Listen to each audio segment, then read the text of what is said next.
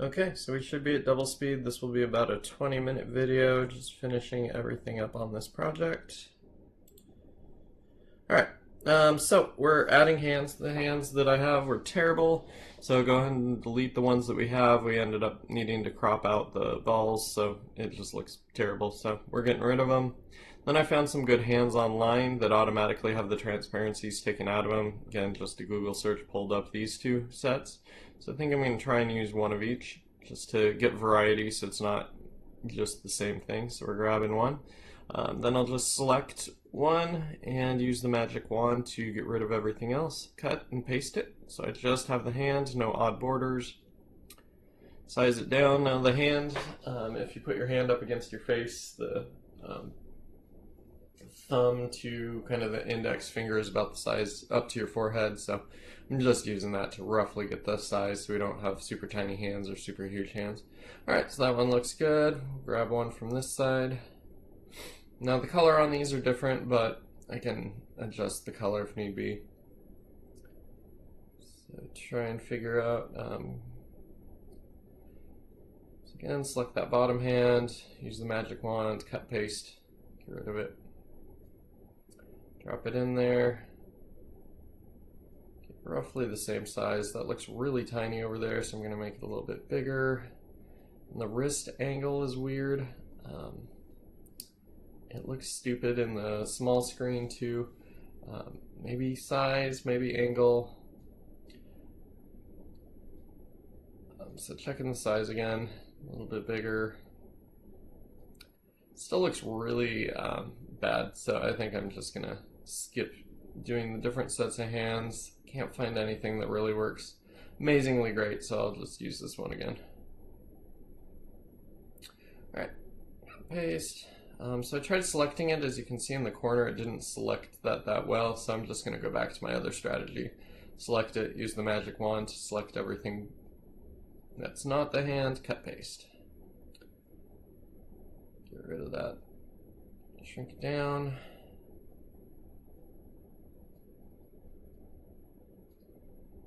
Might actually be a little bit small. Get rid of the stupid hand. Okay. Looks pretty good. The thumbs create more of an active kind of silhouette to everything too, so I think that I like these hands better. And because they're at a slightly different angle, they do seem to be a different angle. So now we're gonna jump onto the lava. The composition of the lava I think is good, but we need to actually make it look like something. So right now I'm just filling in the space. We'll grab a lava texture and use that for the actual lava. So right now I'm just kind of having it drip off a cliff, essentially, is what I'm going for. So it just falls and spatters and all that fun stuff. Have it kind of leak in through here. Grab my eraser. I realized I put it on the same layer as the hands, so I'm going to find the layer where I have the rest of the lava. This is where naming things comes in handy. I cut it out and then paste in place, and then it dropped it there. Control E merges the layers down. Go ahead and erase some of the areas, just make it look a little more interesting. Adjust the spacing, so I have a hard edge brush. I don't really want smooth or fuzzy edged lava.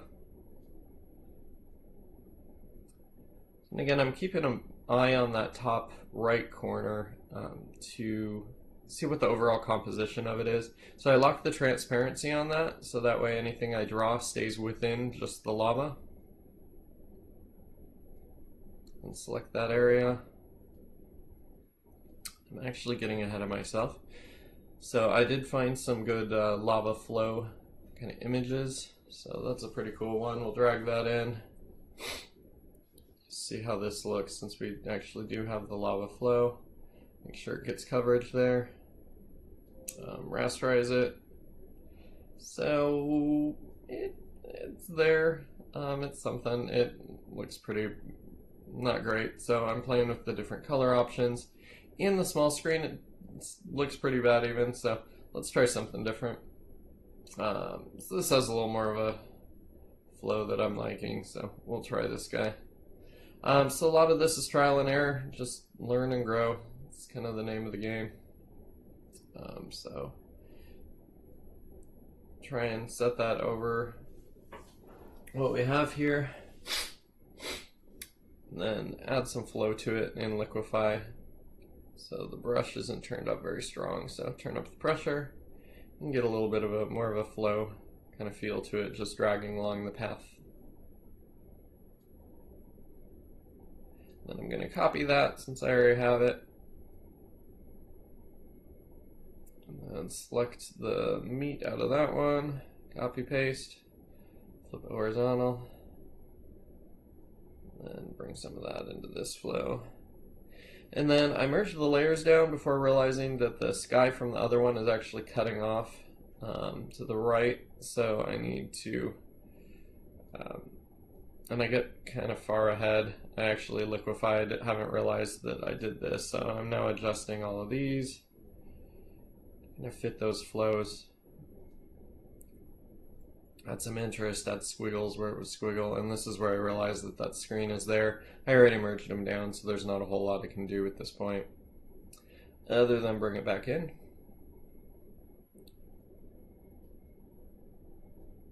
I could have undone all the liquefy, but I think this is actually a faster route. Okay, so I'm selecting the lava, and I noticed that I missed on the lava a lot on where I have the lava flow. So I made a new layer, just paint it yellow. So this is a layer on top of the lava. Drop the transparency down, and then I'm going back into liquefy. And this way I can see where the yellow is and where the flow is, so I know I need to have lava there. Then I can adjust everything to fit over where the yellow is, so I make sure that the image is covering. There's a million ways to do this. This is just what popped into my head on this particular moment. Alright, so now I'm selecting, select inverse, and delete it. Alright, so now I have some lava texture. Doesn't look amazing. Play with the opacity a little bit. I do have that other lava layer on underneath it as well. Playing with the brightness of the background. Just the hue and saturation. This is the background layer, so what you're seeing through the transparency on the lava. Play with the different transparency modes. And there we go. That looks a little more what I'm looking for. I'm going to add some atmosphere to it later. It would need to be a little bit brighter, so I'm going to turn up the opacity. Again, in the top right screen is kind of where I'm focusing still. Alright, so I'll take that yellow layer, and I'll actually use that to my advantage. Turn it to the lava color, turn the saturation up, blur it, and then have it be kind of a light on the rocks from the lava. So I don't have to go in and paint that. So just since I had it handy, play with different opacity settings. Vivid light seems to be coming up good with those rocks. And now I have the transparency lock, so I can only paint on the lava. And I'm grabbing some other colors from the lava just to add some interest, make it a little more fluid, look like the rest of the lava, where in more intense patches like we have up at the top, up here it gets a little bit lighter in color in here, so depth adds that. So alright, so I think that's good enough for now for the lava. Again, not super incredible, but we need to move on. I am sadly rushing this just so I can get done with it for you guys today, so I do usually take quite a bit more time on this. But wanted this to be the last video since we're changing projects next. Okay, so I did want a little rock face to kind of show the cliff that the lava's falling down. So just grabbed a rock face, stretch it out to where I need it. My adjustment, desaturate it, put it behind the lava, erase the top.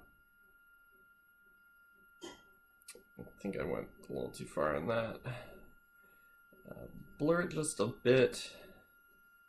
I like Gaussian blur because of the fact that you can go in and use a handle to kind of control the effect of it. And then I'm using brightness and contrast. Bring down the brightness, bring up the contrast just to get kind of that rock feel. And then because we have that layer of light, you can kind of see some of those. I'll go in with a soft edge brush, low opacity, and delete some of that.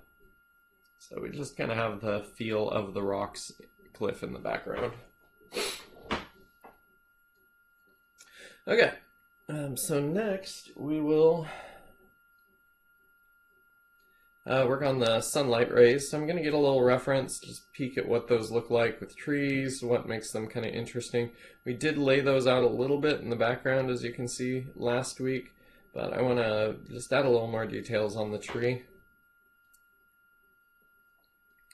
So playing with the brightness, see how that looks. Increase that view. Now I want to go in on the tree, add some highlights. So I'm doing this on the same layer as those sun rays, which is already set to overlay. So I'm not getting really the total effects that I want. So I'm going to go ahead and make a new layer. Erase from the bottom of the tree where the shadow of the tree would be, so it kind of erases those sun rays. And then I want to paint in some light coming through that branch there. So soften up the brush. I actually missed the angle here, and I didn't notice until actually I was completely done. So this is something that zooming out I should have caught. But so I'm on a new layer now, so that way I can just paint in its own brightness.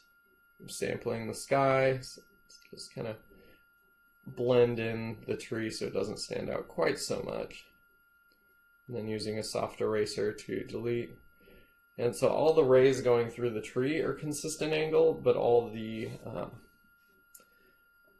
rays coming from the sun are at a different angle. So I really should have cleaned that up a little bit more.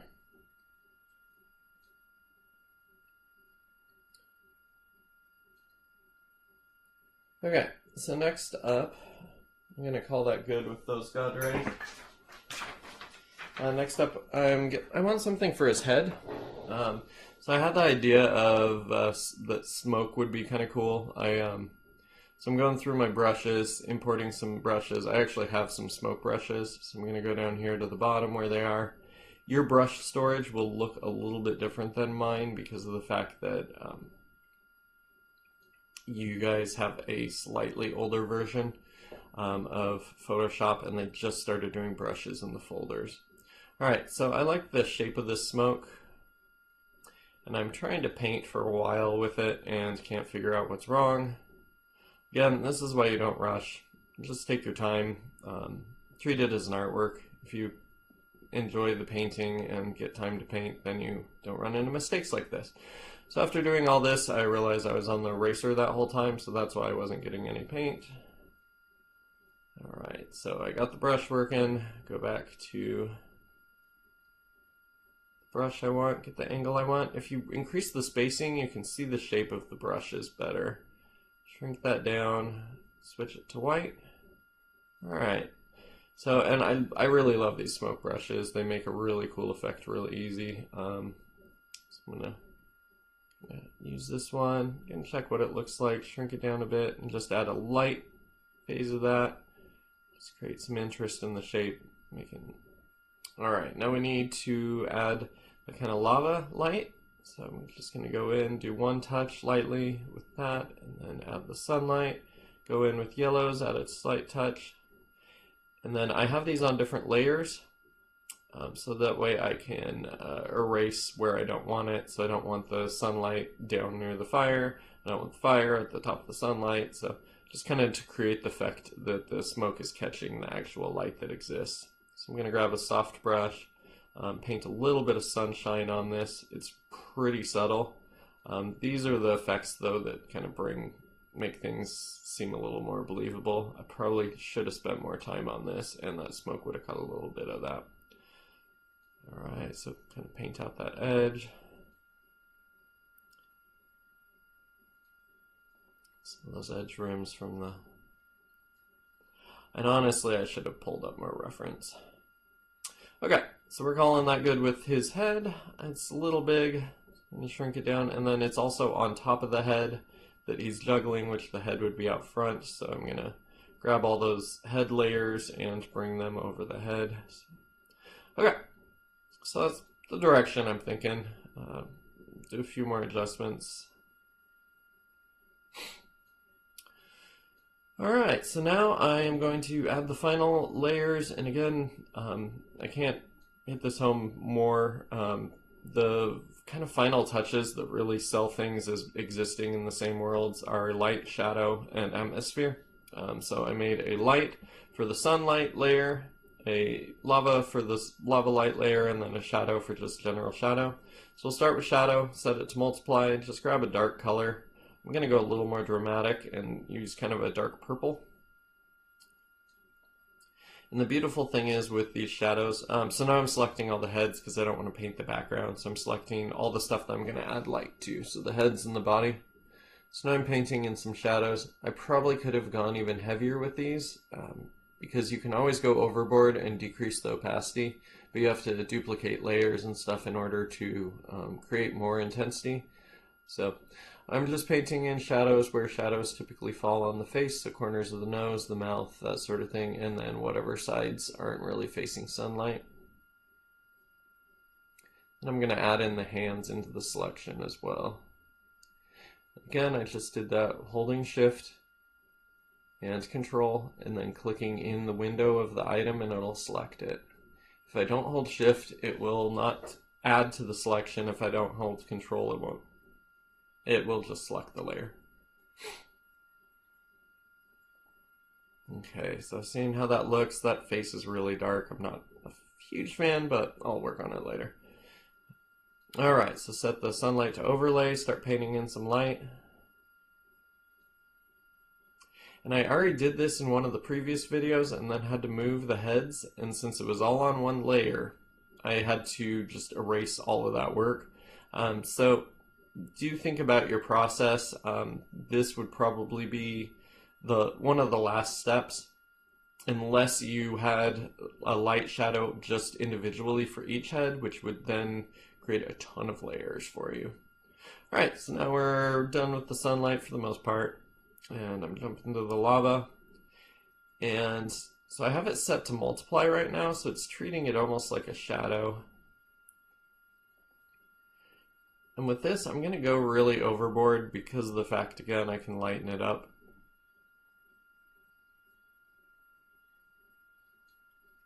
So really get those colors in there. Huge brush. So I'm just dragging tons of lava light from across. It is a lot of light. It's actually in the background, so it probably wouldn't carry quite as much, but it just brings the picture kind of more connectivity as well. Alright, so I'm going back in with the soft brush, erasing some of the shadow just a little bit, where it looked kind of awkwardly dark. Alright, and now I am making a whole new layer, and a soft brush, and then just picking the color. I'm not doing overlay or anything, so I'm actually just painting solid color. I still have the same selection. I just turned off view selection edges, so that way I can't see it. I'm just painting the color directly in. I'm kind of blending those edges against the harsh light, because especially the hair is so thin that it actually carries the light of things that are behind it. So just bringing in that lava light with more intensity.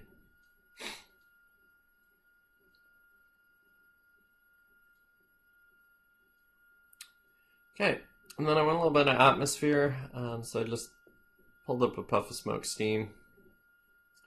I realized the time is running long on this, so I started kind of rushing it. So I probably could have gone with a better smoke effect, but so I grab it, blur it out a bit, erase the edges to make it not a box. And I was, again, hurrying, so I ended up pulling out the guides. If you ever pull those out, you can just go to the move and then select the line outside of your image and pull it out. The guides come in really handy for bleed, so if you want to keep track of where your actual image edge is, you can just click in the ruler and drag it in and measure it out. Okay. So I like kind of the direction that's feeling. I feel like it should be a bit darker. And then there will be, because there are so many volcanoes, there would be kind of a smoke layer for each of them. So playing with the different options with that. And then I noticed it's pretty hard edge up on the top there, so I'm going to erase some of that. This smoke in the front seems really, really strong. I'm not super happy with that. I think maybe if I add some of the light that would reflect through the smoke, and then just turn it down quite a bit too. I tried bringing the darkness layer up. That didn't work. It just made it super dark, lost all the work that I did. Tried changing the opacity of it. It's just not doing what I wanted, so I ended up just undoing all of that. Sorry. Like I said, rushing, you run into several steps forward, several steps backwards. But I do encourage you to try different things, just especially near the end of your composition. Just play with it, finish it out, make sure it looks how you want it to look. And then another good thing to do is finish your project a day early, come back and look at it with fresh eyes, and there will be a ton of things, such as the direction of the god rays off the tree and how this fog actually looks. Getting it a little bit better, just darkening and lightening it in certain areas to make the composition a little more interesting, but I'm sure tomorrow I'll find a lot of stuff on this that I'd like to fix up. Okay, so I'm going to, so I think it looks pretty good at that resolution. If I zoom in too much, it kind of pixels out because I used low quality images. So here is the final artwork. I'm actually going to pause this in a second here once I go full screen. If you hit tab, it will get rid of all of your screens. So this is the final artwork. Again, I'd like to improve on the god rays. They're kind of all over the place here.